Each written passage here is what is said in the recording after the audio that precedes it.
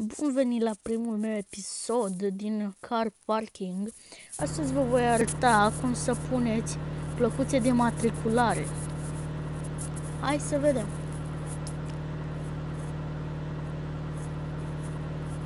Păsați aici la voi o să scrie Car Parking, dar eu deja am încercat să mi le pun, așa că eu am deja scris Gabi.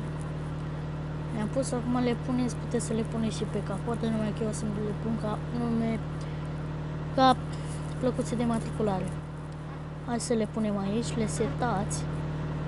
Sunt sigur că știți că puteți să puneți și tatuaje și tot felul.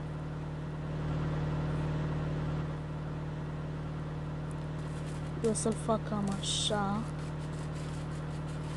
Apăsați pe OK și îl pune. Eu mai apăs încă o dată aici, îl șterg și scriu T. Stați. T, L. Eu o să mi-l pun aici de la T, L, de la Tulcea.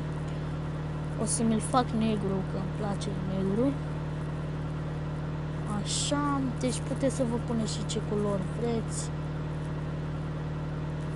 Așa. Apăsați OK.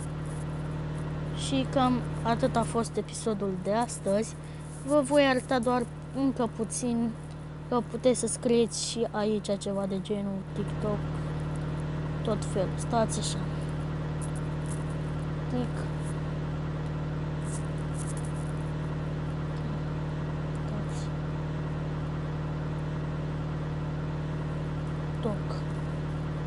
Așa, și vă puneți cam cât vreți voi de mare, cam așa ceva. Îl setați așa și puteți să puneți cam ce culoare vreți. V-am mai zis că eu sunt fan negru, de culoare neagră, și că l-am pus roz.